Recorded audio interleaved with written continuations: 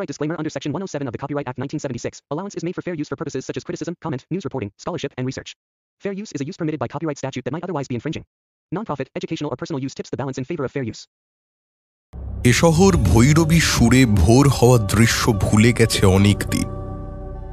প্রতিদিন তার ঘুম ভাঙে কোনো না কোনো নারকীয় হত্যালীলা কিংবা ভয়ঙ্কর কোনো দুর্ঘটনার খবর পড়ে। কিন্তু সেই দিনটা ছিল আরও ভয়ানক। শীতের ভোরের আলসেমিটা দুহাত মাথার ওপর তুলে আড়মোড়া ভেঙে সবেমাত্র ছাড়ানোর চেষ্টা চলছে, তখনই পুলিশের গাড়ির তীব্র সাইরেনের ডাকে যেন বুক কেঁপে উঠল শহর কলকাতার। লালবাজারের গোয়েন্দা বিভাগের প্রধান দিগন্ত সিংহর রক্তাক্ত মৃতদেহ উদ্ধার হয়েছে হেরিংটন ক্লাবের বিলিয়ার্ড বোর্ডের ওপর থেকে। হাত পা বিলিয়ার্ড বোর্ডের সাথে মোটা গজাল দিয়ে বাঁধা, আর শরীরে 21টা ক্ষত চিহ্ন। কিন্তু 21টা কেন? এই নাম্বারটার কি কোনো সিগনিফিকেন্স আছে নাকি? পরশুরাম 21 বার ক্ষত্রিয় শূন্য করেছিল ভারতবর্ষকে। মানে বুঝলাম না। কৈলাস দিতিপ্রিয়া সিনিয়র, তবে সেভাবে সময় হিসেব করে বললে মাত্র 5 মাসের সিনিয়র সে। দুজনে প্রায় একই সঙ্গেই প্রমোশন পেয়ে লালবাজারের গোয়েন্দা বিভাগে এসেছে। আর এসেই এই ভয়ঙ্কর কাণ্ড। খোদ গোয়েন্দাই নাকি খুন হয়ে গেছে। খবরটা পাওয়ার পর থেকে গোটা লালবাজার একেবারে তটস্থ হয়ে আছে। তার উপর আবার এত ইম্পর্টেন্ট কেসের ভার পড়েছে একেবারেই 2 নতুন গোয়েন্দার হাতে। এই নিয়ে এই কয়েক ঘন্টাতেই অফিসের হোয়াটসঅ্যাপ গ্রুপে ব্লাইন্ড মেসেজ ছড়িয়ে পড়েছে। ঠিক প্রমাণ নেই কে কাকে উদ্দেশ্য করে বলা হচ্ছে, কিন্তু যে বোঝার সে ঠিকই বুঝে যাবে। দিতিপ্রিয়া এগিয়ে এলো কৈলাসের দিকে। কিরে, কিছু বললি না তো? কৈলাস কিছু না বলে একটা চিরকুট এগিয়ে দিল। সাদা কাগজের ওপর নীল কালিতে লেখা একটা ছড়া। এরপর দেখ কি লেখা আছে। এ ধরাধামে আরো একবার করিতে ক্ষত্রিয় সংহার, নতুন করে তুলে নিলাম পরশুরামের কুঠার। এসবের মানে কি? পরশুরামের কুঠার, ক্ষত্রিয়, এসব কি? কিছুই তো বুঝতে পারছি না। আরে না বোঝার কি আছে? পরশুরাম এসেছে আবার ক্ষত্রিয় মারতে। ক্ষত্রিয় মানে যারা যুদ্ধ করে, শুধু যুদ্ধ নয়, রক্ষক বা আধুনিক ভাষায় পুলিশ বলে যাদের। পরশুরামের অস্ত্রও ছিল কুঠার। দিগন্ত স্যারের শরীরের আঘাতের চিহ্নগুলো বলে দিচ্ছে কুঠারের মতো বড় কিছু ধারালো অস্ত্র দিয়েই তাকে মারা হয়েছে। আর আঘাতের চিহ্ন হলো 21টা। পরশুরামও 21 বার ক্ষত্রিয়দের মেরে শেষ করেছিলেন। দিগন্ত বাবুর ক্ষতবিক্ষত মৃতদেহটা নামানো হচ্ছে এখন বিলিয়ার্ড বোর্ড থেকে। দিতিপ্রিয়া সেদিকে তাকিয়ে বলল, এ যুগের পরশুরামটা আবার কে? আস্তিকেরা তো বলেন পরশুরাম বেঁচে আছেন, হিমালয়ের কোনো গোপন গুহায় তপস্যা করছেন। আর কল্কি দেব যখন কলিকে মারার জন্য প্রস্তুত হবেন, তখন তিনি নাকি তাকে অস্ত্র শিক্ষা দেবেন। আর নাস্তিকেরা বলেন পরশুরাম একটি ইনস্টিটিউশন। এক এক যুগে এক একজন ইনস্টিটিউশনের প্রিন্সিপাল হয়েছে আর নাম দিয়েছে পরশুরাম। এই যুগের প্রিন্সিপালটা যে কে হয়েছে জানা নেই, জানতে হবে এবার। কি যে বলে বোঝা বড় দায়। কিন্তু এই পরশুরাম যেই হোক না কেন, তার রাগ এই ক্ষত্রিয় মানে রক্ষক বা পুলিশের ওপর হঠাৎ পড়লো কেন? একসময় ক্ষত্রিয়রা অতিরিক্ত ক্ষমতা পেয়ে একেবারে বেপরোয়া হয়ে উঠেছিল। রাজ্য শাসনের নামে শুধু অত্যাচার আর প্রজা শোষণ চলত। পরশুরাম রেগে গিয়ে একের পর এক ক্ষত্রিয় রাজাদের হত্যা করতে লাগলেন।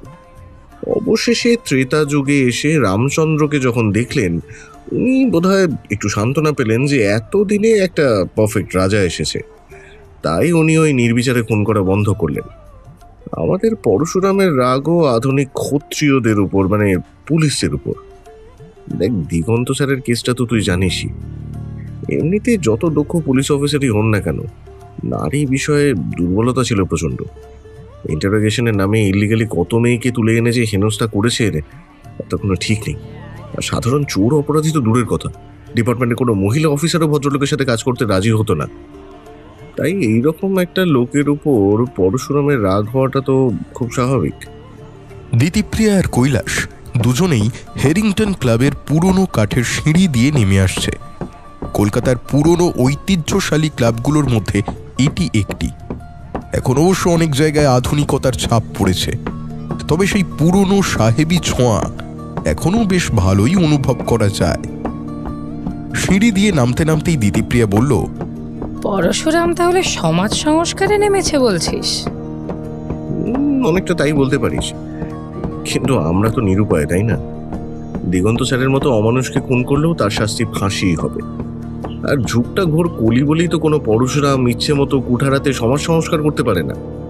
যাই হোক, আমাকে তো অনেকক্ষণ বকালি, এবার নিজেও কিছু অ্যাড করুন, graphology expert miss Ditipriya Chakraborty. হ্যাঁ, বলছি।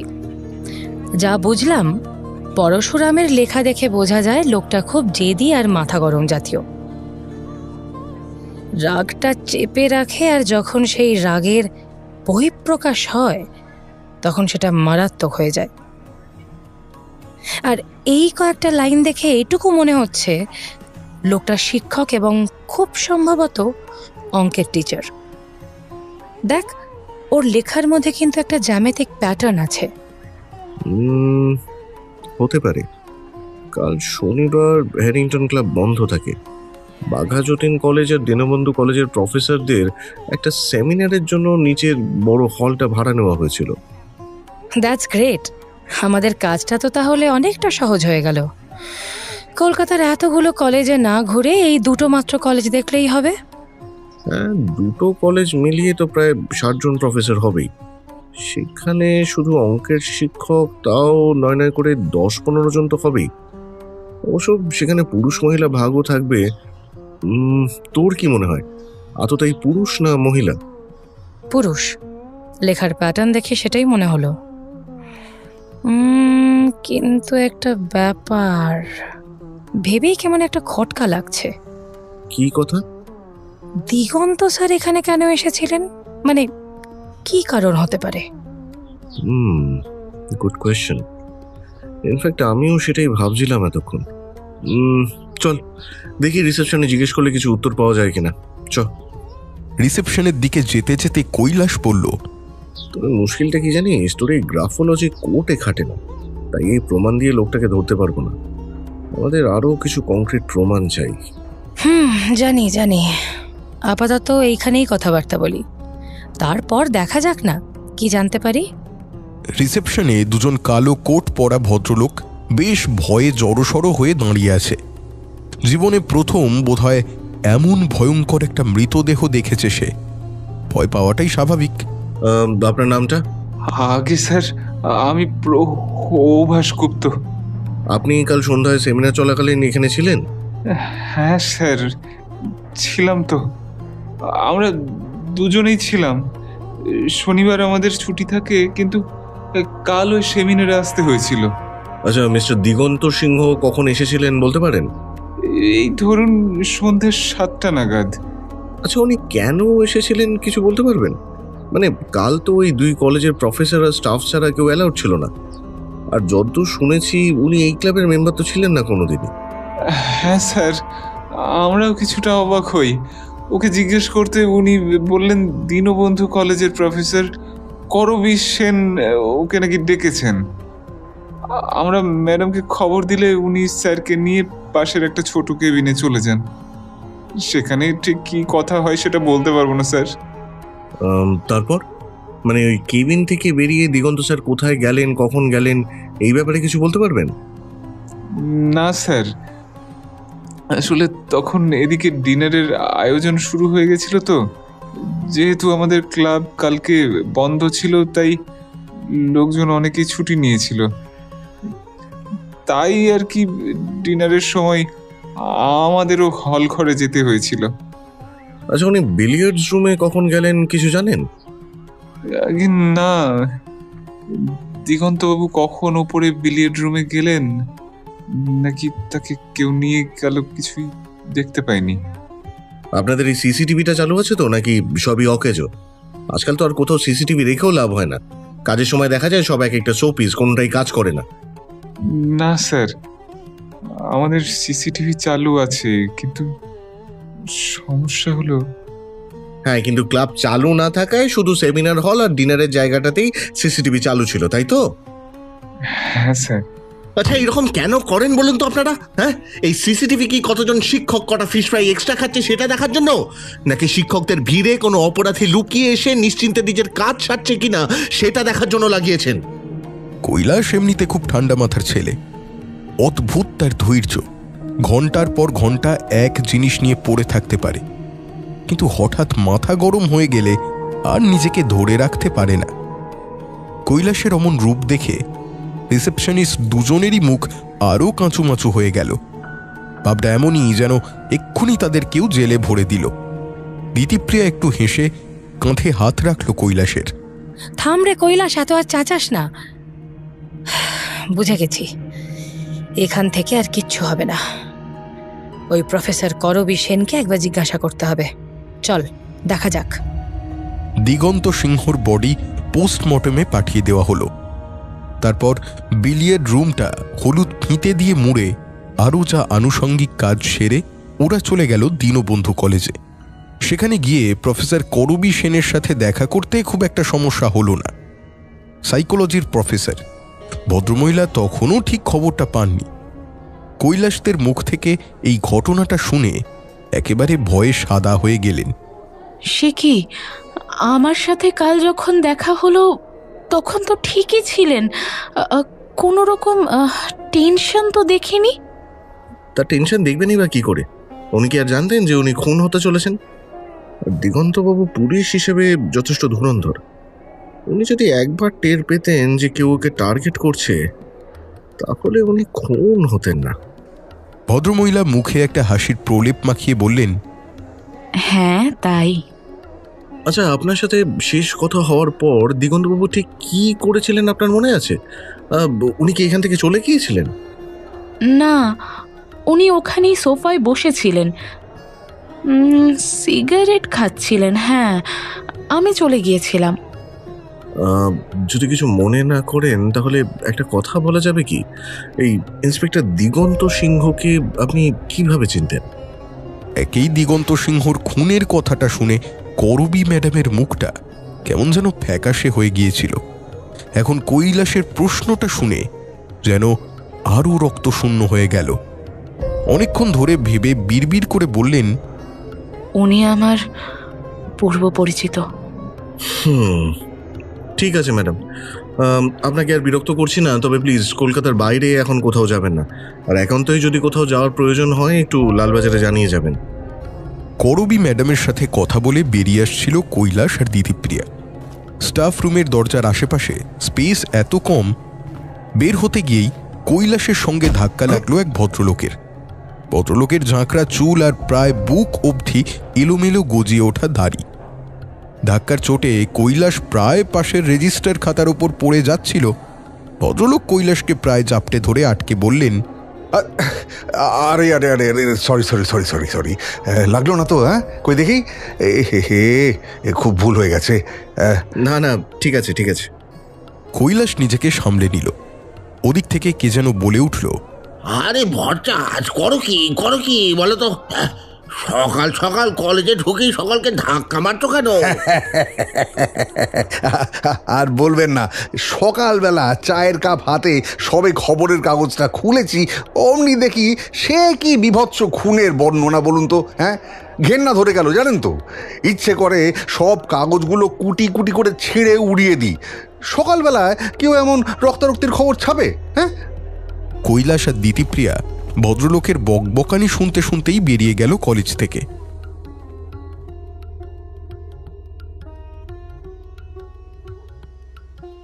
পলাশের চুল্লুর ঠেক থেকে সবে মাত্র বেরিয়েছে চাঁদু। আজকে তারির মাত্রাটা যেন একটু বেশিই হয়ে গেছে। ভালো করে চলতে অবধি পারছে না, পা দুটো টাল খাচ্ছে বারবার। তবে পা টাল খেলে হবে কি? চাঁদুর নজর একেবারে সাফ। ভদ্রলোকেরা খালি চোখে যা দেখতে পায় না, চাঁদু তারিখে তার চেয়ে ভালো দেখে। কালুয়াদের মোটর গ্যারেজ পার হওয়ার পর আনন্দে কি যেন একটা গান গাইতে যাচ্ছিল সে। হঠাৎ সে দুচোখ বিস্ফারিত করে দেখল কালুয়ার গ্যারেজের পাশের কানা গলিতে একটা লোককে পাঁচিলের সাথে গজাল দিয়ে গেঁথে ফেলা হয়েছে, আর কে যেন একটা বড় কুঠার দিয়ে কুপিয়ে চলেছে লোকটাকে। যাকে মারছে সে বোধহয় মরে গেছে এতক্ষণে, চিৎকার করছে না, কিন্তু তবু শান্তি নেই। সামনের লোকটা গুনে গুনে মেরে চলেছে কুঠারের বাড়ি। চাঁদু চিৎকার করে উঠল, হ্যাঁ হ্যাঁ, খুন খুন, হ্যাঁ খুন খুন, বাঁচাও বাঁচাও, খুন। ঠিক সেই মুহূর্তে ঘাড় ফেরালো লোকটা। এদিকটা আলো কম, তার উপর কালুয়ার গ্যারেজের সামনে ল্যাম্পপোস্টের আলোটা বেশ কিছুদিন ধরেই খারাপ হয়ে আছে। এদিক ওদিক থেকে আসা হালকা আলোয় লোকটাকে আবছা দেখা যাচ্ছে।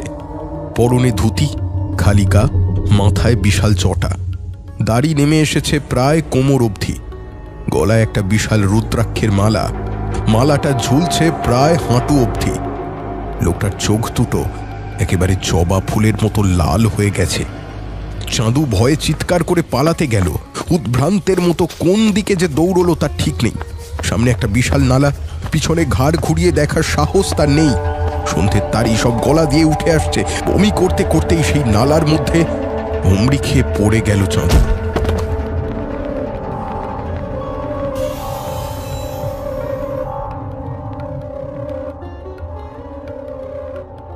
মানিকতলার বাঘমারির কাছে একটা কানাগলির মধ্যে সাত সকালে সকলে দেখল এক ভয়ঙ্কর দৃশ্য। গলির একেবারে শেষ প্রান্তে পাঁচিলের গায়ে গজাল দিয়ে পুঁতে রাখা হয়েছে একটা লোককে। তারপর তার শরীর ধারালো অস্ত্র দিয়ে মারা হয়েছে প্রায় 21 বার। ঠিক বুকের ওপর একটা চিরকুট আটকে রাখা, তাতে লেখা, এ ধরা ধামে আরও একবার করতে ক্ষত্রিয় সংহার, নতুন করে তুলে নিলাম পরশুরামের কুঠার। লেখাটার দিকে এক ঝলক তাকিয়ে দিতিপ্রিয়া বলল, একই লোকের লেখা, তবে এবার তার আত্মবিশ্বাস কিন্তু আগের থেকেও বেড়ে গেছে। কৈলাস এক দৃষ্টে ঝুলে থাকা লাশটার দিকে তাকিয়ে বলল, সেটা ঠিক। আগেবার একটা বন্ধ করে খুন করেছিল, আর এবার একেবারে রাস্তার উপরে। বাইরে মেন রোডে পুলিশের পেট্রোলিং ভ্যান চক্কর কাটে, কেউ কিছু টের পায়নি। এবারে শিকার, ও কি যেন নাম, ওসি কাঞ্চন হালদার। মাস ছয়েক আগেই তো ওই নবীন মণ্ডল মার্ডার কেসটা। নিপুণভাবে সুইসাইড দেখানো এনার বিশাল বড় হাত ছিল। পুলিশ মহলের আনাচে কানাচে 2 নম্বরই কাজের ব্যাপারে এনার যথেষ্ট সুনামও রয়েছে, যদিও প্রমাণ কিছুই পাওয়া যায় না। ভাবা যায় এইভাবে। স্যার, কৈলাসের কথা শেষ হতে না হতেই এগিয়ে এলো এক হাবিলদার। হ্যাঁ, কি হয়েছে? কালকে রাতে একটা লোক নাকি খুনটা হতে দেখেছে বলছে। তবে তবে তবে লোকটার যে অবস্থা, এর কথা বিশ্বাস করাটা কি ঠিক হবে? কী সব বলছে স্যার, মাথায় জটা, লম্বা দাড়ি, দুষ জটা, স্ট্রেঞ্জ। আরে তাই তো বলছি স্যার, নেশা করেছিল মনে হয়। ওয়েট, নিয়ে এসো তো লোকটাকে, দেখি একবার। একটু পরেই লোকটাকে নিয়ে এলো ওই হাবিলদার। চাঁদুর অবস্থা তখন ভয়াবহ। নোংরা ড্রেনে পড়ে আপাদমস্তক কাদা মেখে একেবারে ভূত হয়ে আছে। কাল রাতের করা বমি নিজের জামায় লেগে আছে এখনো। মোট কথা, তার গা থেকে দুর্বিষহ দুর্গন্ধ বের হচ্ছে। লোকটা কাছে আসতেই দিতিপ্রিয়া নাক মুখ ঢেকে চলে গেল বেশ খানিকটা দূরে। কৈলাসও রুমাল দিয়ে নাক ঢেকে জিজ্ঞাসা করল, আপনি কাল রাতে এখানে কাউকে দেখেছিলেন? কাল রাতের সেই দৃশ্য বোধহয় চাঁদুর চোখের সামনে ভেসে উঠল। সে চোখ দুটো বড় বড় করে বলল, হ্যাঁ স্যার, দেখেছি তো। কি বলবো সে কথা ভাবলেই তো মাগো। আসল কথাটা বলুন, কিরকম দেখতে লোকটাকে? হ্যাঁ বলছি, এই সচক্ষে দেখেছি তারে। এই লম্বা একটা লোক, মাথায় জটা, আর এই এত বড় একখান দাড়ি। আর আর আর কি? না, হ্যাঁ, আর একখান রুদ্রাক্ষ। ওই যে মোড়ের মাথার পারে জ্যোতিষীটা পড়ে, ওইরাম রুদ্রাক্ষ, আর এটা আরো বড়। কৈলাস চিন্তায় পড়ে গেল। পরশুরাম, লোকটা তবে সত্যি পরশুরাম সে যে খুন করছে?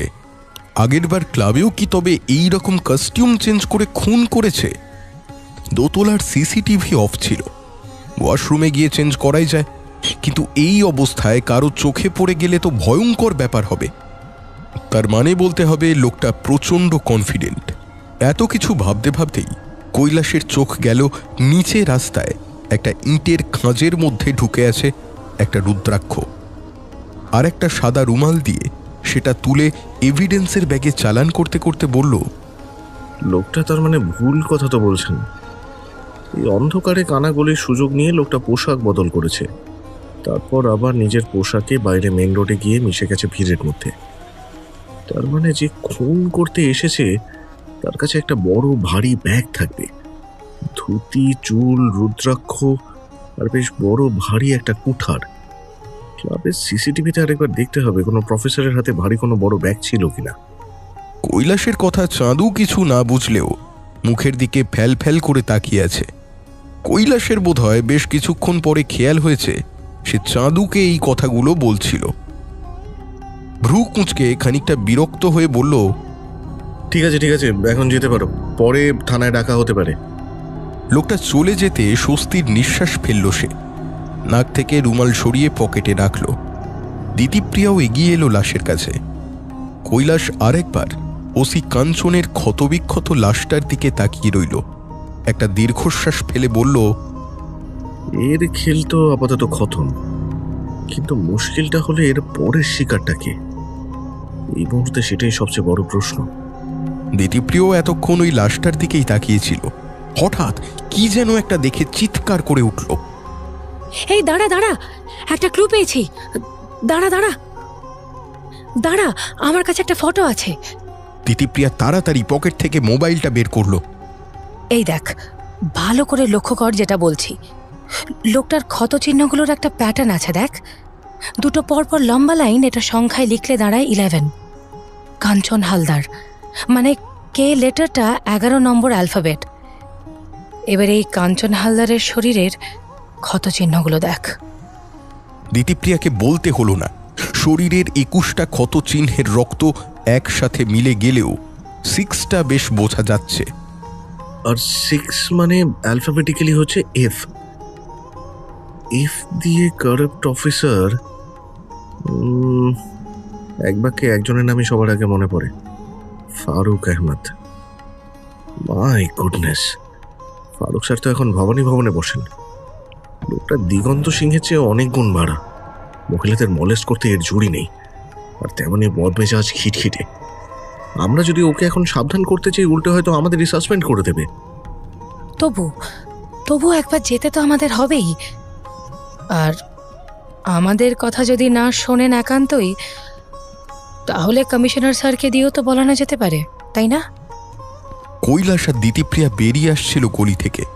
হঠাৎ কালুয়ার গ্যারেজের সামনে দাঁড়াতে হলো। এক ঝাঁকড়া চুলো, বুক পর্যন্ত এলোমেলো দাড়িওয়ালা লোকের সঙ্গে গ্যারেজের মালিকের ভয়ানক ঝগড়া শুরু হয়েছে। ঝগড়াটা ঠিক কী নিয়ে সেটা জানতে গ্যারেজের সামনে দাঁড়াতেই হলো।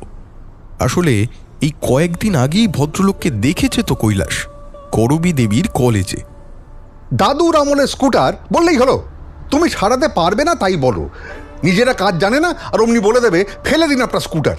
কেন রে ভাই, পুরনো হলে কি জিনিস ফেলে দিতে হবে নাকি? ধুর মশাই, এটা একটা স্কুটার হলো? অর্ধেক সময় তো দেখি এটা ঠেলতে ঠেলতে নিয়ে যান।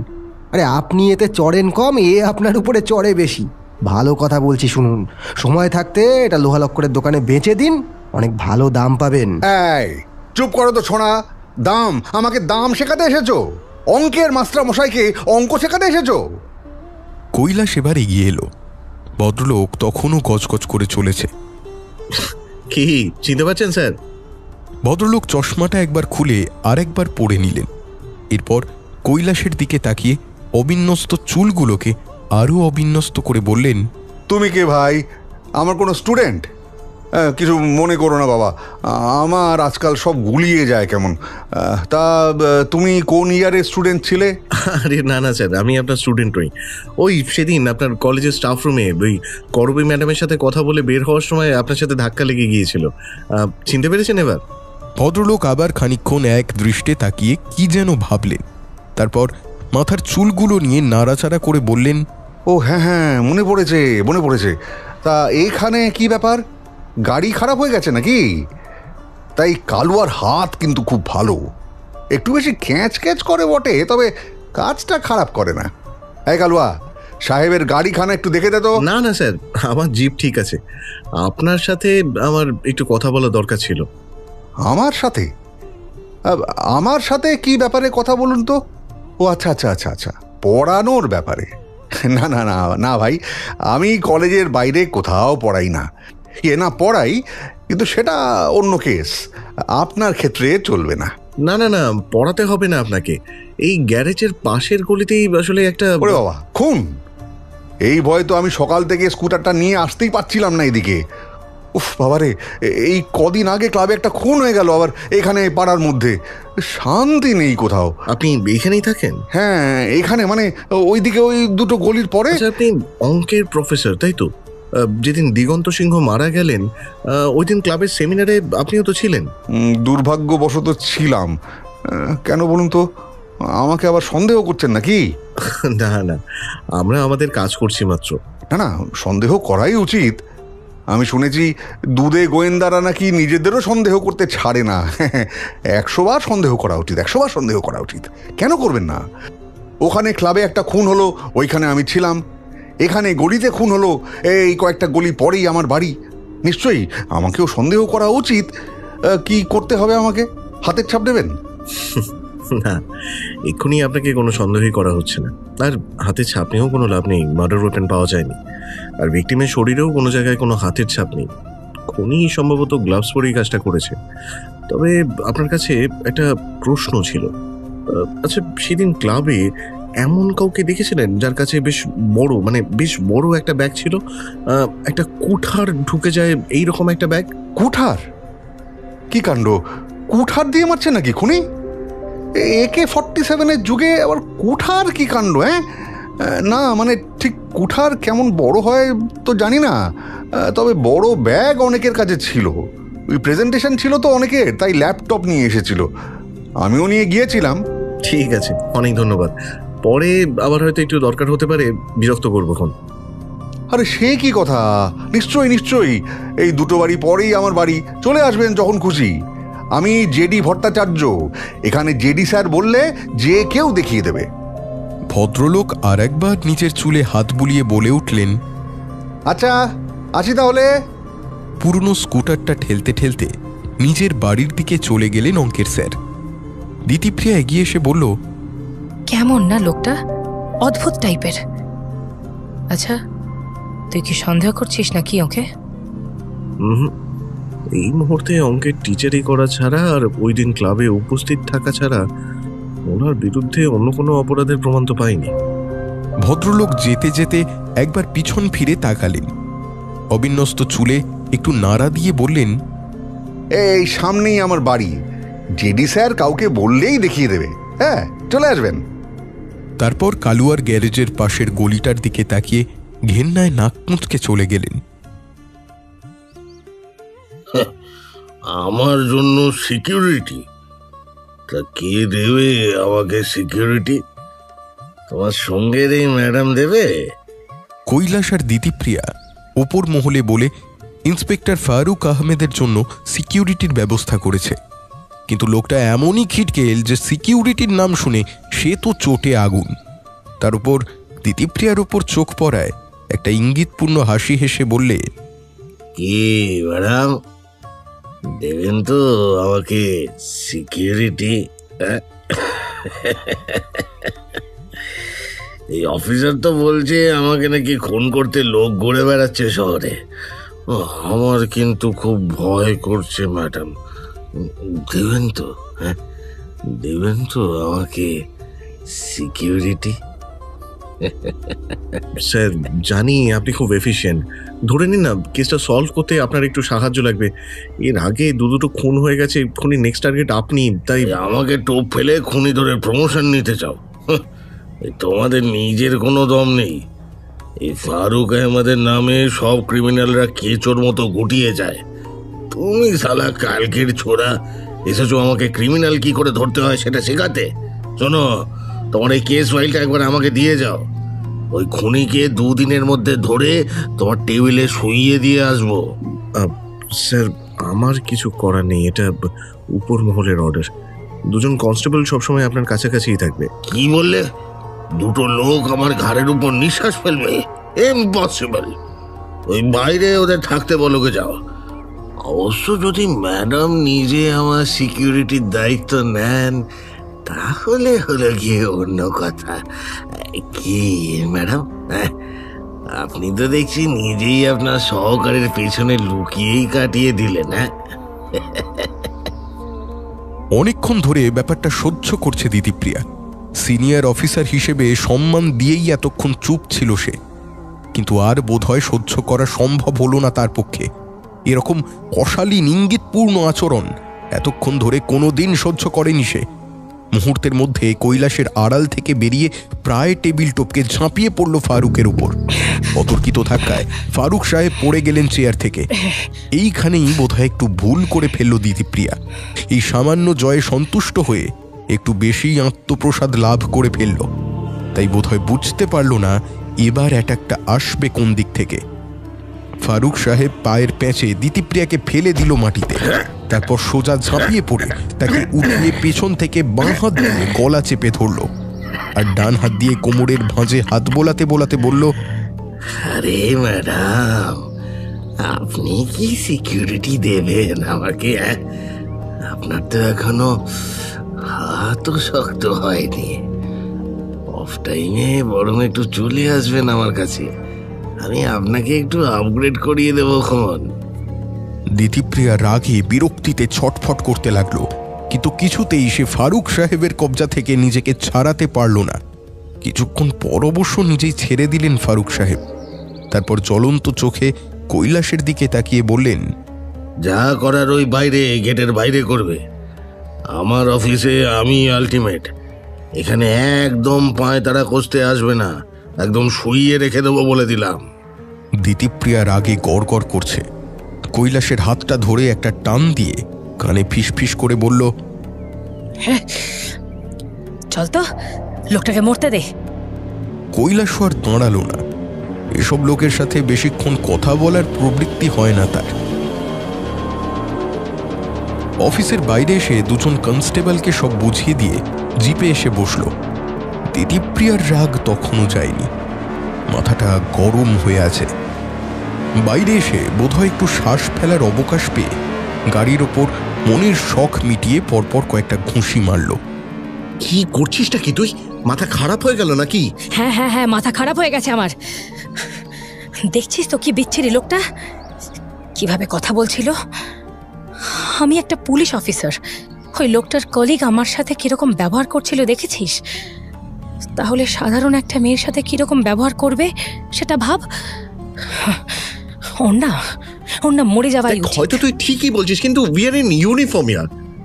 এই উর্দিটা পরে আমাদের এইসব কথা বলা মানায় না। তুই আজ ওর চেম্বারে ঢুকে মারপিট করে এলি, আর এখানে দাঁড়িয়ে চিৎকার করে বলে চলেছিস যে এই লোকটার মরা উচিত। কাল যদি ওনার উপর হামলা হয়, মরে গেলে তো ঠিক আছে, ওটা আমি না হয় হ্যান্ডেল করে নেবো, কিন্তু বাই চান্স যদি বেঁচে যায় তখন কিন্তু ও তোকে ফাঁসিয়ে দেবে আর প্রচন্ডভাবে হ্যারাস করবে। তাই নিজের মুখটাকে একটু বন্ধ রাখ প্লিজ।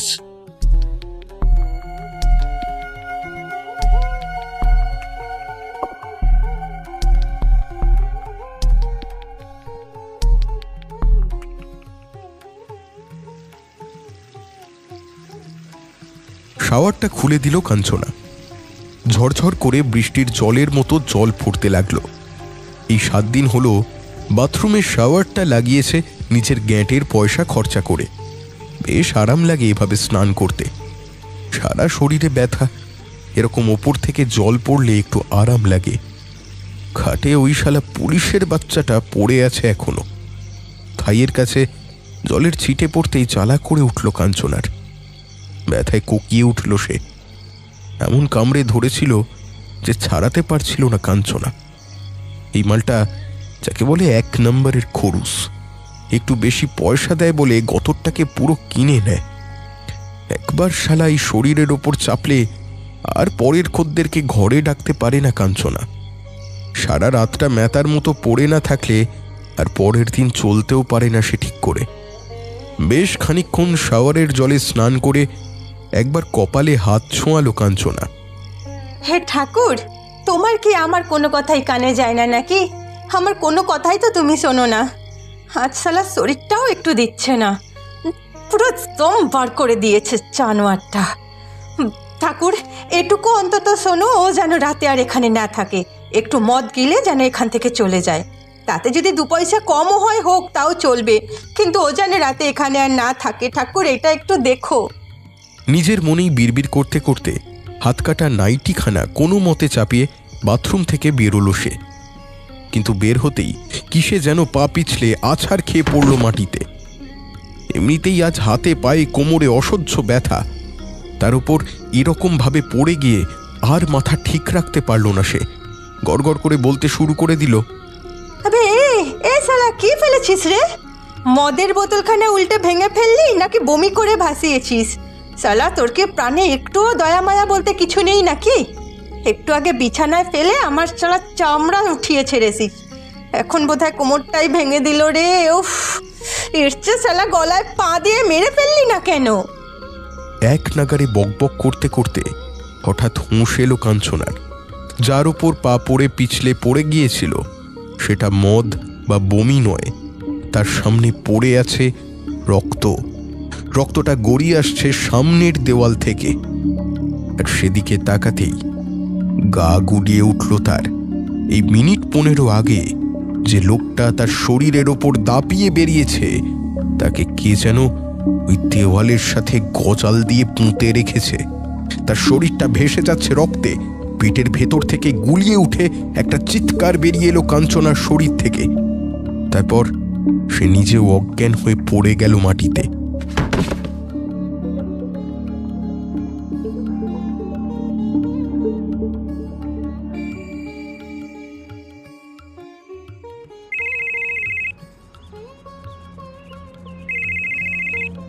এক নাগারে মোবাইলটা বেজে চলেছে।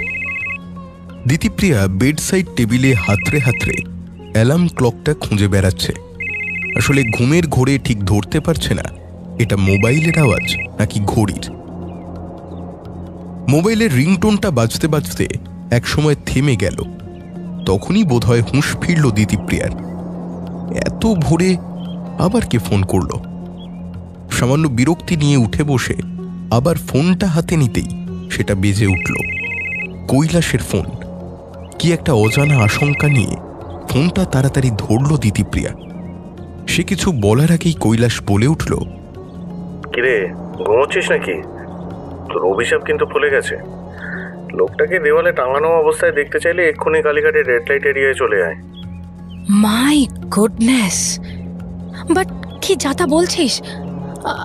আমি কি সত্যি লোকটার মৃত্যু কামনা করেছি নাকি? কখন হলো? মার্ডার কখন হলো সেটা তো পোস্টমর্টম না হলে বলা যাবে না। তবে লোকটা এখানকার একজন সেক্স ওয়ার্কার কাঞ্চনার কাছে ছিল।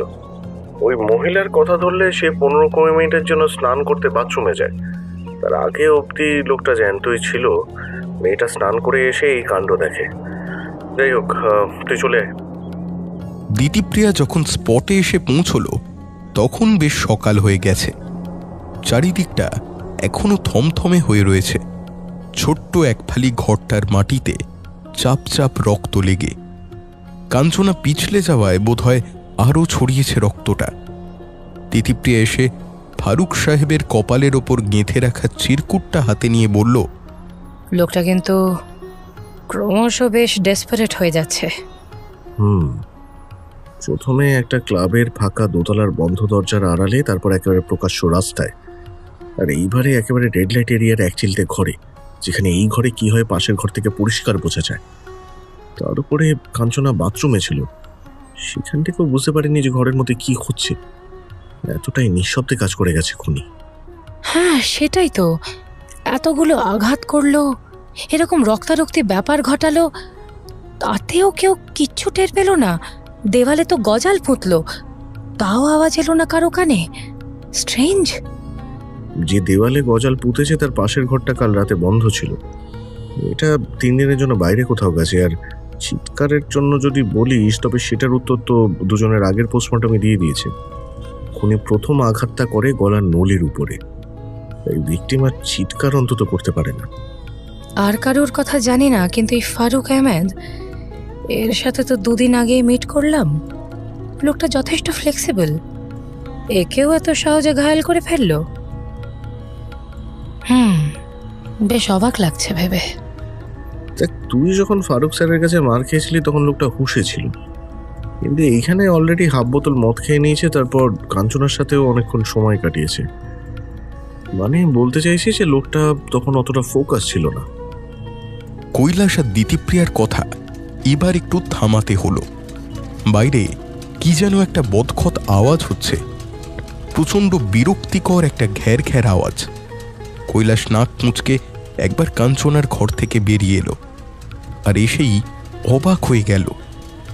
বাইরে সরু জলকাদায় ভরা গলিটায় তার মান্ধাতা আমলের স্কুটারটা নিয়ে চলেছে জে.ডি. ভট্টাচার্য। স্কুটারটায় বোধহয় আবার কিছু একটা ঝামেলা হয়েছে, তাই এই রকম ঘ্যার ঘ্যার আওয়াজ করছে। ভদ্রলোক নিজেও এই আওয়াজে তিতি বিরক্ত। নাক মুখ মুচকে গজগজ করতে করতে স্কুটারটা ধাক্কা মারতে মারতে চলেছেন। এইখানে এই অবস্থায় কৈলাস আর যাই হোক জে.ডি. স্যারকে আশা করেনি। খানিকটা অবাক হয়েই বলল, এ কি স্যার, আপনি এখানে? আরে কি আশ্চর্য, আপনি এখানে? ওহো, আবার একটা খুন, তাই না? গলিতে ঢোকার সময় শুনলাম এখানে একটা ঘরে নাকি খুন হয়েছে। সত্যি কি অবস্থা বলুন তো? হ্যাঁ, রোজ রোজ খুন হচ্ছে। ইচ্ছে হলেই যার ইচ্ছে হচ্ছে তাকে কুপিয়ে খুন করে দিচ্ছে। এই যেন মনে হচ্ছে একেবারে একেবারে ত্রেতা যুগে বিচরণ করছি আমরা। কৈলাস এখনো ঠিক হিসেব মেলাতে পারছে না। এই লোকটা এখানেও হাজির, এখানে কি করছে লোকটা? কৈলাস তাই আরো একবার জিজ্ঞাসা করল, আপনি এখানে? ভদ্রলোক চশমার ফাঁক দিয়ে একবার চারপাশটা চোখ বুলিয়ে নিয়ে তারপর কৈলাসের দিকে তাকিয়ে বললেন, হ্যাঁ আমি এখানে। তা হয়েছেটা কি? আমার এখানে আসায় আপত্তি আছে নাকি? তা আপনিও তো আছেন এখানে, সমস্যা কোথায়? না মানে আমি তো এখানে আমিও এখানে পড়াতে এসেছি।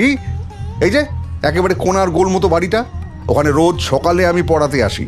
কলেজ ছাড়া এই একটা জায়গায় আমি পড়াই। কেন বলুন তো, আপনার কোনো অসুবিধা আছে? আবার ঠিক খুনের জায়গায় আমার উপস্থিতি তো ঘোর সন্দেহজনক। না, ভালো, সন্দেহ করা ভালো। দুঁদে গোয়েন্দারা নিজেদেরকেও সন্দেহ করতে ছাড়ে না তো। ভদ্রলোক আর দাঁড়ালেন না। কথাটা বলেই মান্ধাতার আমলের স্কুটারটা ধাক্কা দিতে দিতে চলতে লাগলেন সামনের দিকে। দিতিপ্রিয়া আসেনি দিকটায়। ফারুক স্যারের শরীরের ক্ষত বলে দিচ্ছে এবারের শিকারের নামের প্রথম অক্ষরটি কে হতে পারে।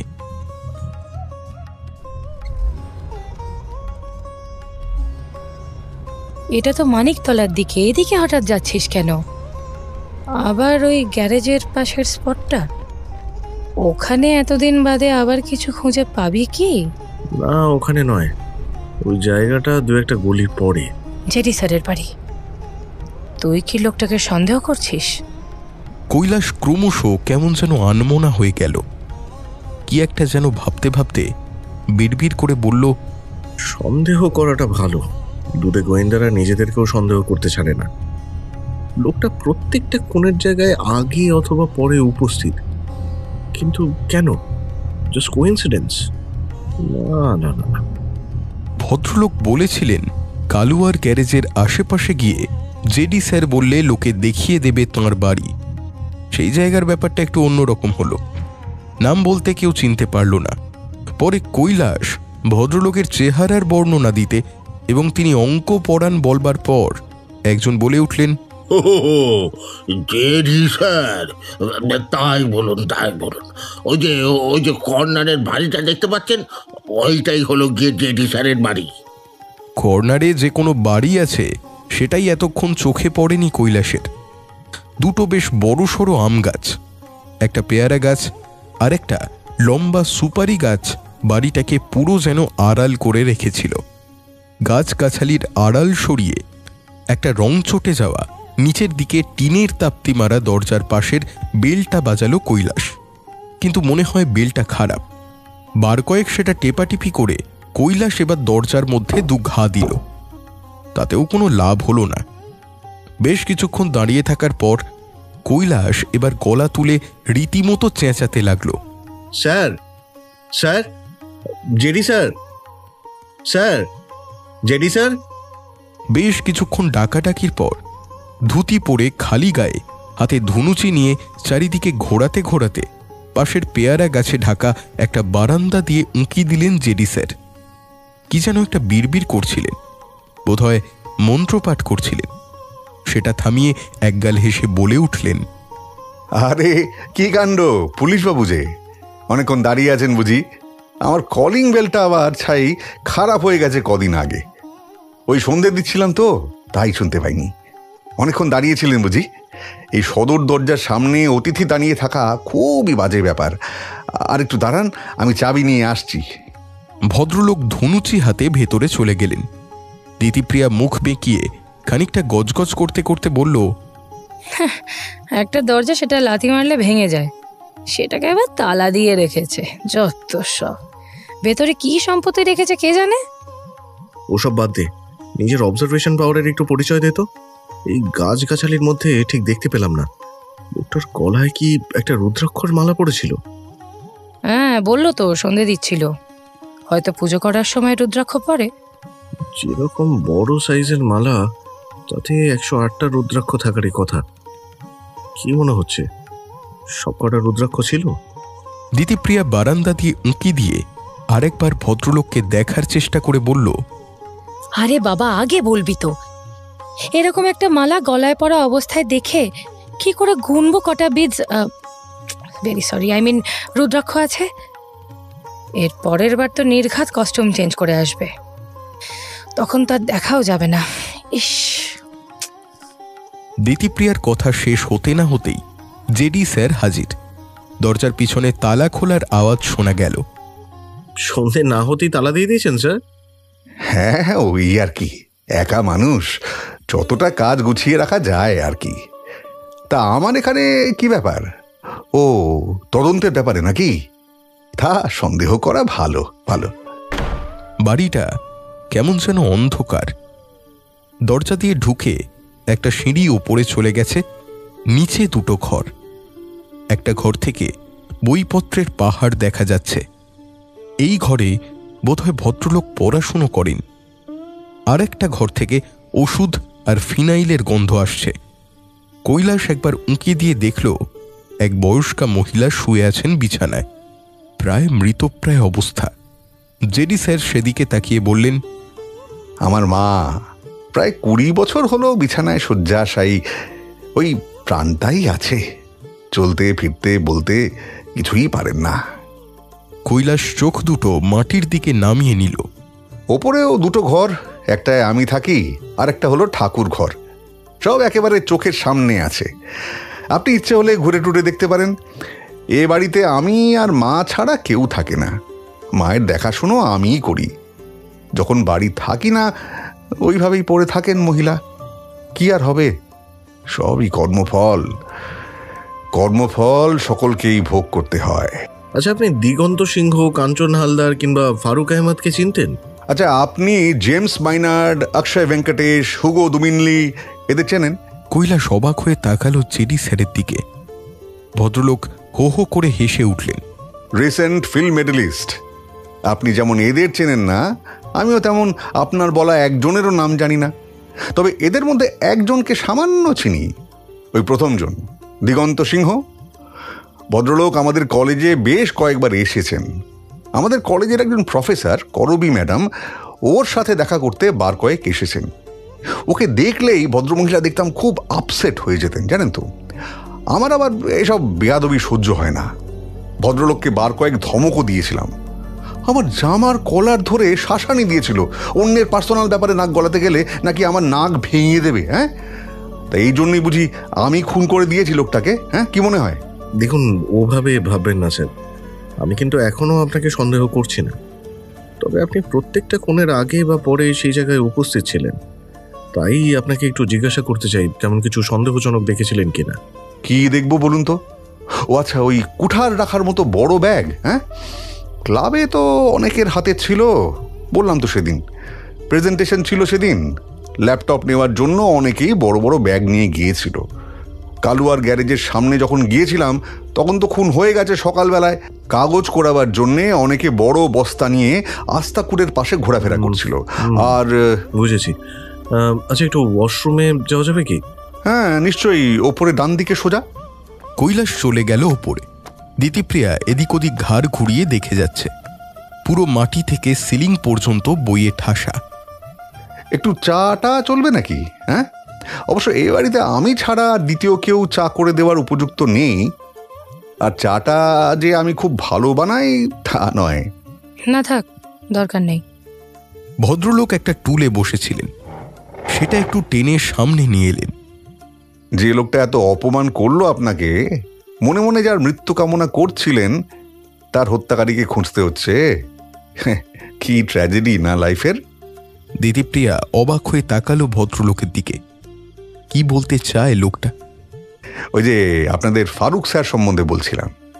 আপনি জানেন লোকটা কেমন ছিল? তবে যে বললেন এদের কাউকে আপনি চেনেন না। আমি গথের একটা কবিতাও পড়িনি, তবে এটা জানি লোকটা জার্মানিতে কবিতা লিখত। এটা জেনারেল নলেজের মধ্যে পড়ে, সবাই জানে। কৈলাস এসে গেছে ইতিমধ্যে। এদিক ওদিক তাকিয়ে নিয়ে বলল, আজ আসি স্যার।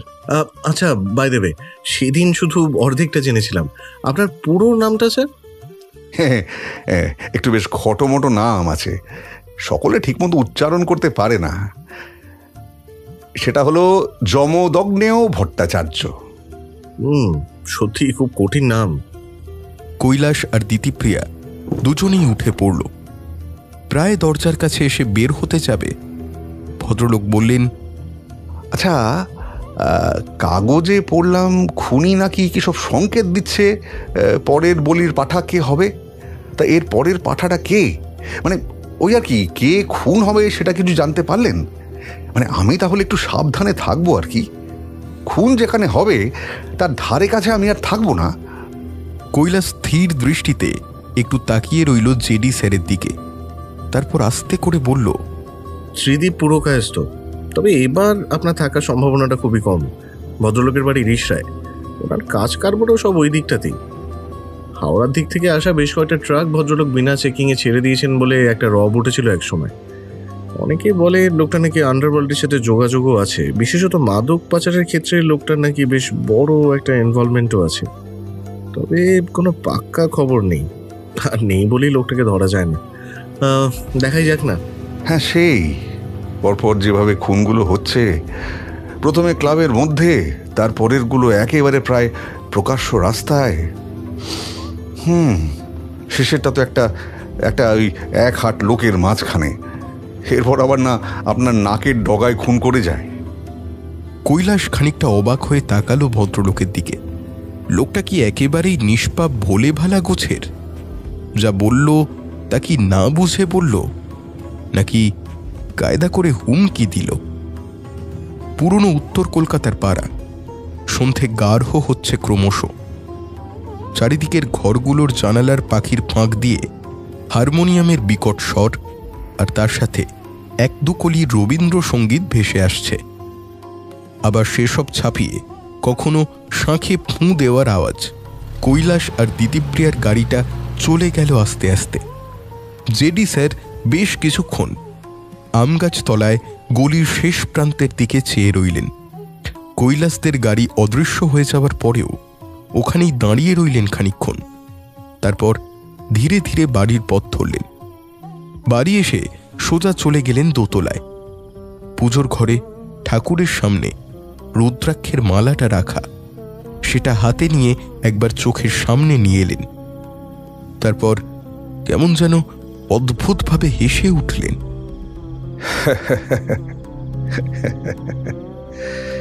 কিচ্ছু জানে না। ওয়াশরুমে যাওয়ার নাম করে রুদ্রাক্ষ গুনতে এসেছিল। এই কদিনে এটা কি বুঝতে পারবো না? হ্যাঁ, একটা রুদ্রাক্ষ সেদিন কালুয়ার গ্যারেজের পাশের গলিতে খুনটা করতে গিয়ে পড়ে গিয়েছিল। একটা রুদ্রাক্ষ নতুন করে লাগানো কি খুব কঠিন কাজ? কিচ্ছু জানে না। বললাম আমার নাম যমদগ্নেয় ভট্টাচার্য, তবুও কিচ্ছু বুঝলো না, কিচ্ছু বুঝলো না। আমার মাকে নিচে ওইভাবে শুয়ে থাকতে দেখলো, মায়ের এয়ার বেডের নিচে রয়েছে কুঠারটা, তাও বুঝলো না, কিচ্ছু বুঝলো না। হঠাৎ একটা বিকট হেসে জেডি স্যার নিচে চলে এলো অসুস্থ মায়ের ঘরে। বৃদ্ধ মহিলা শুয়ে আছেন বিছানায়, চোখের তারা উপর দিকে স্থির। একটা বিশ্রী পচা গন্ধ আসছে চারদিক থেকে। অনেকক্ষণ ধরে ডাইপারটা চেঞ্জ করা হয়নি, কিংবা হয়তো বেডশোরটা পচে গন্ধ বেরোচ্ছে। জেডি স্যার এয়ার বেডের নিচ থেকে কুঠারটা বার করে নিয়ে এসে মায়ের গলার সামনে এনে রাখল। কে কেমন লাগছে এইরকম একটা জীবন? বেঁচে থেকেও মৃত্যুর চেয়েও ভয়ঙ্কর একটা জীবন। ঠিক আমার বাবার যেমন একটা জীবন ছিল, মনে আছে তোমার? বাবা ফুটবল খেলতো, সারা মাঠ বল নিয়ে দৌড়ে বেড়ানো লোকটা একদিন হঠাৎ করেই পঙ্গু হয়ে গেল।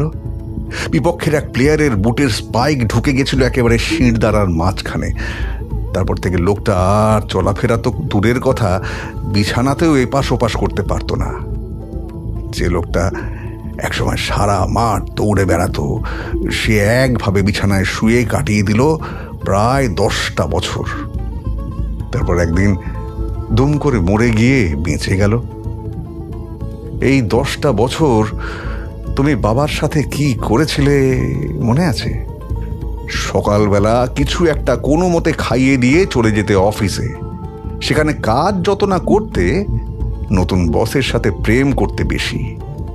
রাতে, অনেক রাতে, প্রায় টলতে টলতে বসের গাড়িতে বাড়ি ফিরতে। আর বাবা ততক্ষণ নোংরা বিছানায় সারাটা দিন একভাবে শুয়ে থাকতো। তুমি বাড়ি ফিরে সেসব পরিষ্কার করতে আর বাবাকে অকথ্য ভাষায় গালাগালি করতে। কি সেসব দিনগুলো মনে আছে? মনে আছে? চিৎকার করে উঠলেন জেডি স্যার।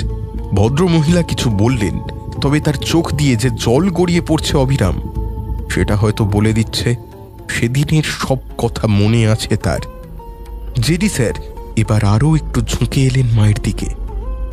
আগে অনেকবার বলেছি, আবার বলবো, যতদিন তুমি বেঁচে থাকবে ততদিন বলবো, সেদিন তোমার সেই ভয়ঙ্কর অ্যাক্সিডেন্টটা আমি ঘটিয়েছিলাম। আমি দোতলা থেকে ধাক্কা দিয়ে ফেলে দিয়েছিলাম, আর এমনভাবে ফেলেছিলাম যাতে তুমি বেঁচে থাকো, কিন্তু এই যন্ত্রণা নিয়ে বেঁচে থাকো, যে যন্ত্রণা নিয়ে আমার বাবা বেঁচেছিল।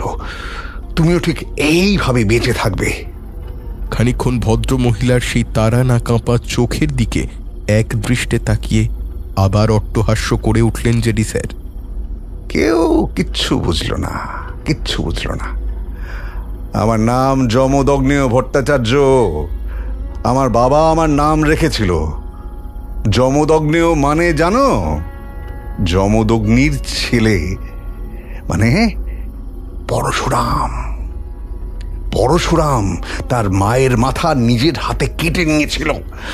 আমি তো তোমাকে তাও বাঁচিয়ে রেখেছি, আর রাখবো। 10 বছর হতে এখনো কয়েকদিন বাকি আছে।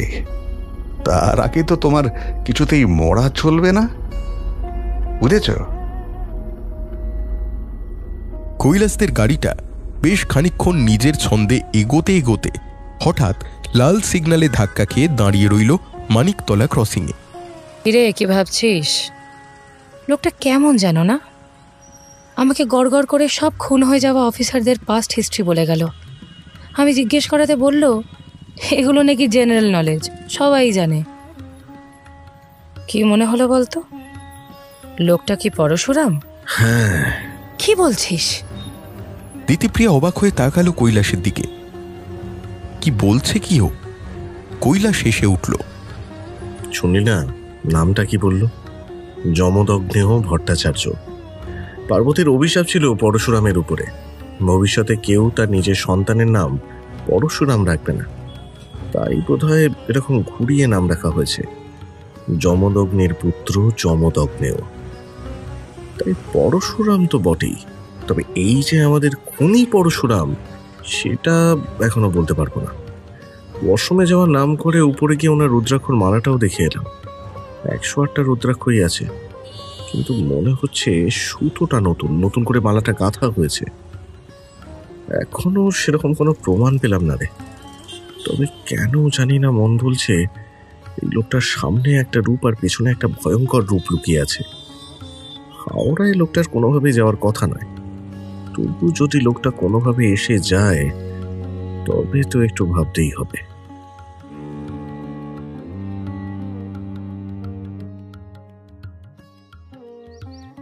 অফিসার কোনো লোক নয়, আমার কারোর উপর বিশ্বাস নেই। আমি শুধু চাই আপনারা দুজন আমার সঙ্গে সঙ্গে থাকবেন। দরকার পড়লে আমি ওপর থেকে স্পেশাল পারমিশন করিয়ে আনবো। আপনারা দুজন আমার সিকিউরিটির জন্য থাকবেন, ব্যাস এটাই আমি চাই। কি কুক্ষণে যে কৈলাস লোকটাকে বলতে গিয়েছিল খুনির নেক্সট টার্গেট সম্ভবত তিনি, তা ঈশ্বরই জানেন। খবরটা শোনার পর থেকেই লোকটা কেমন যেন ছটফট করছে, যেন এক্ষুনি কেউ তাকে কুপিয়ে খুন করবে। ফারুক আহমেদের একেবারে বিপরীত মেরুর মানুষ এই ত্রিদীপ পুরকায়স্থ। কৈলাস মনে মনে খানিক গোজরে নিল। কেন রে ভাই, ড্রাগস পাচার করার সময় এগুলো মনে থাকে না? তবে ত্রিদীপ বাবুর সামনে গলার সুর নরম করে বলল, আপনি চিন্তা করবেন না স্যার, দুজন কনস্টেবল সবসময় আপনার সাথে থাকবে, বাইরেও দুজন থাকবে আর দুজন আপনার কেবিনেও থাকবে। আর কয়েকটা দিন এমন কোথাও যাবেন না যেখানে সিসিটিভি ক্যামেরা নেই। ভদ্রলোক তাও বোধহয় একবার ঘ্যান ঘ্যান করতে গেল, কিন্তু কৈলাস আর দিতিপ্রিয়ার চোখ মুখ এত কঠিন হয়ে গেছে যে আর কিছু বলতে পারল না। একটু নিমরাজি গোছের হয়ে মুখ নামিয়ে নিল। ত্রিদীপবাবুর কেবিন থেকে বেরিয়েই দিতিপ্রিয়া গটগট করে জিপে এসে বসল। জিপের দরজাটা এত জোরে বন্ধ করল যে সেই আওয়াজটা বোধহয় ত্রিদীপবাবু ঘরে বসেই শুনতে পেলেন। কৈলাস মুচকি হেসে বলল, কি হলো রে, প্রচন্ড মাথা গরম হয়ে গেছে মনে হচ্ছে। ইচ্ছে করছে চাকরিটা ছেড়ে দি। তুই ভাবতে পারছিস আমরা এইসব থার্ড ক্লাস লোকগুলোকে বাঁচাবার চেষ্টা করছি, এদের সিকিউরিটি দিয়ে বেড়াচ্ছি। ডিসকাস্টিং। তুই আবার এসব কথা বলছিস? দেখলি না আগের বার কিরকম তোর অভিশাপ ফলে গেল। এইবার যদি আবার এরকম কিছু হয় তাহলে কিন্তু আমাদের আর চাকরিটা ছাড়তে হবে না, এমনিই চাকরি থেকে তাড়িয়ে দেবে। স্যার সেই দিন আমাকে চেম্বারে ডেকে সোশ্যাল মিডিয়ার ভয়ানক কিছু পোস্ট দেখাচ্ছিলেন। পুলিশ কতটা অপদার্থ, নিজেদের লোকদের বাঁচাতে পারে না, সিকিউরিটি দিতে পারে না, সে আবার সাধারণ মানুষকে কি সিকিউরিটি দেবে, এইসব ধরনের পোস্ট। আর কি প্রচন্ড হুমকি দিল। আজকে কৈলাসরা কোনো ড্রাইভার আনেনি, দিতিপ্রিয়া নিজে ড্রাইভ করে আসছিল। কিন্তু এখন এতটাই মাথা গরম হয়ে আছে যে আর গাড়ি চালাতে ইচ্ছে করছে না। স্টিয়ারিং হাতে নিয়ে থম মেরে বসে আছে। কৈলাস খানিকক্ষণ তার দিকে তাকিয়ে বলল, আরে ভাই স্যার, তুই বরং এদিকে আয়, আমি ড্রাইভ করছি। দিতিপ্রিয়া ঘটাং করে দরজা খুলে নেমে গিয়ে পাশের সিটে বসল। কৈলাস এসে ড্রাইভার সিটে বসে সবে স্টার্ট দিয়েছে, ঠিক এমন সময় একজন জানালার বাইরে থেকে মুখ বাড়িয়ে জিজ্ঞাসা করল, ত্রিদীপ স্যার এই থানাতেই আছেন না? হঠাৎ কানের কাছে এমন অচেনা গলা শুনে খানিকটা চমকে উঠল কৈলাস। হ্যাঁ, কেন বলুন তো? আমি ওই দিগ্বিজয় ক্লাব থেকে আসছি, স্যারকে আমাদের ক্লাবের ফাংশনের চিফ গেস্ট করব বলে। কৈলাস আবার বিড়বিড় করে বলল, তাহলেই হয়েছে, তোমার ত্রিদীপ স্যারকে বলে এসেছি, সে এখন খুনি ধরা না পড়া পর্যন্ত বোধহয় চেয়ার থেকেই নড়বে না। কৈলাস একবার লোকটাকে দেখল ভালোভাবে। এক মুখ সাদা দাড়ি, মাথায় একটা টুপি মুখটাকে অর্ধেক ঢেকে রয়েছে, ঘাড়টা একটু কুঁজো, বয়স হয়েছে ভালোই। সাদা জামাটা বেশ ময়লাটে হয়ে গিয়ে আভিজাত্য হারিয়েছে। হ্যাঁ, ওইদিকেই চলে যান, স্যার ওই কেবিনেই আছেন।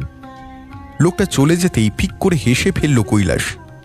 তাহলেই হয়েছে, তোমার ত্রিদীপ স্যার ফাংশন যাবে না ছাই যাবে। তা তুই যেতে দিলি কেন?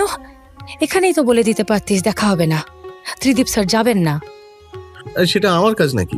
এই লোকটাকে বাঁচাতে 4টে লোক রেখেছি, ঘরের মধ্যেই 2জন দাঁড়িয়ে আছে। এরপরেও যদি আমাকেই কথা বলতে হয় তবে তো মুশকিল। ত্রিদীপ স্যার কোথায় যাবেন কি যাবেন না সেটা তো তিনি ঠিক করবেন। শুধু যেখানে যাবেন ওই 4 জন সঙ্গে যাবে, ব্যাস। গাড়ি চলতে শুরু করলো। বেশ খানিকটা গিয়ে হাইওয়েতে উঠেই কি হলো কে জানে, ঘ্যাঁচ করে একটা ব্রেক কষল কৈলাস। কি হলো রে? লোকটা চিফ গেস্টকে নিমন্ত্রণ করতে গেছে, অথচ জানে না ভদ্রলোকের চেম্বার কোনটা। আর একটা ক্লাবের হয়ে নিমন্ত্রণ করতে একলা আসবে কেন? আরে কিছু একটা গোলমাল নিশ্চয়ই আছে। দিতিপ্রিয়া একসাথে অনেক কিছু বলে উঠল, কিন্তু সেসব আর কানে নেওয়ার সময় নেই কৈলাসের। গাড়িটা ঘুরিয়ে একদমে চালিয়ে 10 মিনিটের রাস্তা 5 মিনিটে অতিক্রম করল সে। পাগলের মতো গাড়ি থেকে নেমে ছুটে গেল পুলিশ স্টেশনের দিকে। থানার সামনের বটগাছ তলায় বসে আছে 2 জন কনস্টেবল। কি একটা রিল নিয়ে 2 জনের মধ্যে খুব হাসাহাসি চলছে। কৈলাস সেদিকে একবার তাকিয়ে সোজা চলে গেল চেম্বারের দিকে। সেখানে গিয়ে সে তো অবাক, ত্রিদীপ বাবু নেই। 2 জন কনস্টেবল অ্যাটেনশনের ভঙ্গিতে দাঁড়িয়ে আছে। আরে আরে কি হলো? ত্রিদীপ স্যার কোথায়? স্যার তো টয়লেটে গেছেন। আর তোমরা এইখানে কেন? এবার আর নিজেকে সামলাতে না পেরে চেঁচিয়ে উঠল কৈলাস। আর এক মুহূর্ত দেরি না করে কৈলাস ছুটে গেল টয়লেটের দিকে। প্রথমে বড় দরজাটা খোলার পর কিছু দেখা গেল না, কিন্তু তারপরেই দেখা গেল একটা পার্টিশনের আড়াল থেকে রক্তের ধারা বয়ে আসছে। কৈলাস ছুটে গেল সেদিকে। কোনো লাভ নেই, যা হওয়ার তা হয়ে গিয়েছে। দিতিপ্রিয়া ততক্ষণে এসে গিয়েছে। ও মাই গড, কি করে হলো এটা? জানি না, ভাবতেও পারছি না। তবে মনে হয় পুরো সময়টা পায়নি এবার পরশুরাম।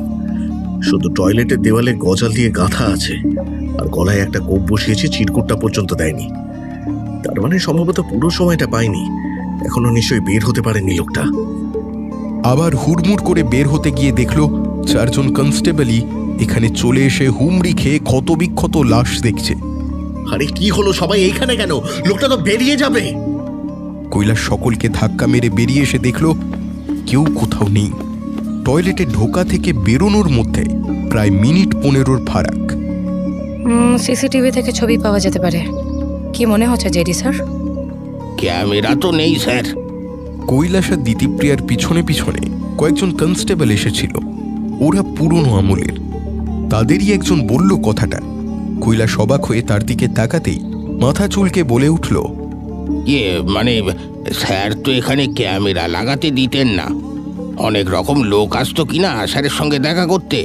স্যার কোনো রেকর্ড রাখতে চাইতেন না। আপনি এসব খুনটুনের কথা বলায় স্যার তড়িঘড়ি করে অর্ডার দিয়েছিলেন ক্যামেরা লাগানোর, কিন্তু তার আগেই তো। কৈলাস বড় করে একটা নিঃশ্বাস নিয়ে বসে পড়ল গাছতলায়। কি মনে হচ্ছে তোর জেডি স্যার? হ্যাঁ, ওই লোকটাই। ও আমাকে হুমকি দিয়েছিল পরের খুনটা আমার নাকের ডগায় বসে করবে, আর তাই করেছে। দিদিপ্রিয়া লোকটাকে ধরতেই হবে। আমার কাছে কোনো প্রমাণ নেই, আর সব থেকে বড় প্রমাণ মার্ডার ওয়েপনটাই এখনো পাইনি। তবু লোকটাকে ধরতেই হবে। সেদিন আসা গেল না। আজ তো আর শুধু শুধু গিয়ে বসে আড্ডা মারা নয়, লুকিয়ে ঠাকুর ঘর দেখে আসা নয়, ভালো মতো রেডি হয়ে যেতে হবে। সবথেকে বড় কথা, ঘরটা এবং আশেপাশের গাছগাছালি ঘেরা জায়গাটা ভালো করে দেখতে হবে। তার জন্য চাই সার্চ ওয়ারেন্ট। এসব জোগাড় করে মানিকতলার সেই খুবচি গলিটায় যখন পৌঁছল, তখন চারিদিকটা যেন আরও থমথমে হয়ে গিয়েছে। জেডি স্যারের বাড়ির সামনে খানিকটা সাদা খই ছেটানো দেখে কৈলাস একটু থমকে গেল। পাশ থেকে এক ভদ্রলোক উঁকি দিয়ে বললেন, কি মশাই, জেডি স্যারের খোঁজ করছেন নাকি? তোর মা তো কাল রাতে মারা গেছেন।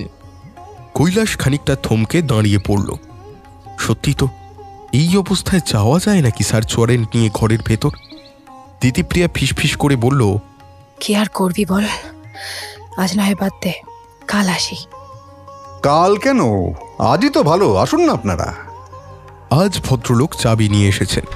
দরজা খুলে বললেন, আসুন আসুন। তা এবারের খুনের পর তো আর আপনাদের সাথে দেখা হয়নি, তা হঠাৎ করে আমার বাড়িতে এসে হাজির হলেন কেন? ত্রিদীপবাবু তো কাল সন্ধ্যায় খুন হয়েছেন, এখনো তো খবরের কাগজ আসেনি, আর এত সকালে টিভি দেখছিলেন বলেও তো মনে হলো না। তাহলে আপনি কি করে জানলেন যে আবার খুন হয়েছে? এই তো, তাহলে অঙ্ক মিলিয়ে ফেলেছেন বলুন। হ্যাঁ? ভালো করেছেন, ভালো করেছেন আজ এসেছেন। এমনিতেই 1 বছর কাল ও শৌচ, এর মধ্যে আর খুনোখুনি করব না। তা না হয় 1 বছর জেল খেটেই আসি। 4টে খুনের শাস্তি 1 বছরের জেল আপনাকে কে বললো জেডি স্যার? তোর শুধু 4টে খুন, নাকি 10 বছর আগে মাকে ওপরের বারান্দা থেকে ফেলে দিয়ে অকেজো করে দিয়েছিলাম? ঠিক 10 বছর ভদ্রমহিলা মৃত্যু যন্ত্রণা ভোগ করলেন, যেমনটি আমার বাবা ভোগ করেছিল। একদম কাটায় কাটায় 10 বছর। কাল সন্ধেবেলাতে স্যাচুরেশন কমে গিয়েছিল। একটা অক্সিজেনের নল গুজলে হয়তো থেকে যেত আরো কয়েকটা দিন, কিন্তু ওসব আর করিনি। কথা দিয়েছিলাম মাকে ঠিক 10 বছর বাঁচিয়ে রাখবো, একদম গুনে গুনে 10 বছর বাঁচিয়ে রেখেছি। কাল যখন ত্রিদীপকে মেরে রাতে বাড়ি ফিরলাম, দেখলাম মরে কাঠ হয়ে আছে। একটু তাড়াহুড়ো করেছিলাম কাজটা সারতে, যাতে শেষ নিঃশ্বাসটা কিভাবে ফেলে সেটাও দেখতে পাই। হ্যাঁ, আফসোস থেকে গেল, ওটা আর দেখা হলো না। এতগুলো কথা বলে এবার খানিকটা থেমে গোল গোল চোখে তাকিয়ে রইলেন কৈলাস আর দিতিপ্রিয়ার দিকে। তারপর আবার বললেন, কেন্না লাগছে? হ্যাঁ, কেন্না লাগছে? যে পাপীগুলোকে মারলাম তাদের কখনো আইনি পথে শাস্তি দিতে পারতেন না, তাই আমি একটু আপনাদের কাজটা সহজ করে দিলাম আর কি। তা আপনাকে এত মহান দায়িত্ব কে দিল? আমার বাবা অনেক খুঁজে আমার নাম রেখেছিলেন যমদগ্নেয়। নামটার প্রতি জাস্টিস করতে হতো না। করবী ম্যাডামের হাজব্যান্ড একবার একটা ফলস কেসে ফেঁসে গিয়েছিল। ওই দিগন্ত সিংহ ভদ্রমহিলার কাছ থেকে যে কত টাকা নিয়েছে তার হিসেব নেই।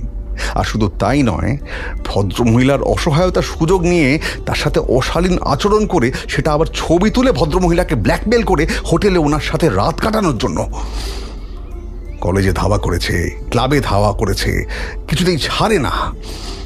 মেরে দিয়েছে। বেশ করেছে, বেশ করেছে। ওই লোকটাকে মারার পর থেকে নেশার মতো হয়ে গিয়েছিল, জানেন তো। পুরনো কাগজ ঘেঁটে এই অপগণ্ডদের খবর জোগাড় করি। আমার আশেপাশে যারা ঘুরে বেড়ায় তাদেরই টার্গেট করি। এমনিতে আমার হাতের কাজ খুব পরিষ্কার। মাকে ধাক্কা মেরেছিলাম যখন, মায়ের একদম পিছনে দাঁড়িয়েছিলাম, তবু মা কিচ্ছু বুঝতে পারেনি, কিচ্ছু না। আর এদের জন্য তো আমার গেট আপই যথেষ্ট। ধুতি পরে, রুদ্রাক্ষ গলায় দিয়ে, হাতে একটা কুঠার নিয়ে দাঁড়াতেই সবাই ভেবা চাকা খেয়ে তাকায়, আর সেই মুহূর্তে গলায় চালিয়ে দিই কুঠারটা, ব্যাস, আর কিচ্ছু করতে পারে না। কাটা ছাগলের মতো ছটফট করে। তারপরে আস্তে আস্তে গোজাল দিয়ে দেওয়ালে টাঙিয়ে একটা একটা করে আঘাত করি। 21টা ক্ষত, 21টা। ও, কুঠারটা তো আপনাদের লাগবে তাই না? মার্ডার ওয়েপন সেদিনই একটু খুঁজলে পেয়ে যেতেন। ওটা ওই মায়ের এয়ার বেডের নিচে ছিল। দাঁড়ান দাঁড়ান, আনছি। ভদ্রলোক গটগট করে উঠে মায়ের ঘর থেকে নিয়ে এলেন কুঠারটা, কৈলাসের সামনে রেখে দিয়ে বললেন, এই যে 4টে অপগণ্ড অফিসারকে খুন করার জন্য কত আর সাজা দেবেন অফিসার? হ্যাঁ, আপাতত 1 বছর সাজা, তারপর মুক্তি। 1 বছর? আরে, একটা খুনের জন্যই তো আপনার ফাঁসি হবে। এত কনফিডেন্স কোথা থেকে পান বলুন তো? বিশ্বাস হচ্ছে না? দেখবেন তাহলে। 1 বছর বাদে আবার ফিরে আসব। আমি পরশুরাম। পরশুরামের মৃত্যু নেই, আমি চিরঞ্জীবী। কৈলাস আর কোনো কথা বাড়ালো না। জেডি স্যারের হাতে হাতকড়া পরিয়ে দিল। ভদ্রলোক তখনও হাসছেন। চোখের কোণে একটা চাপা উত্তেজনা রয়ে গেছে এখনো। কি যে ভাবছে কে জানে।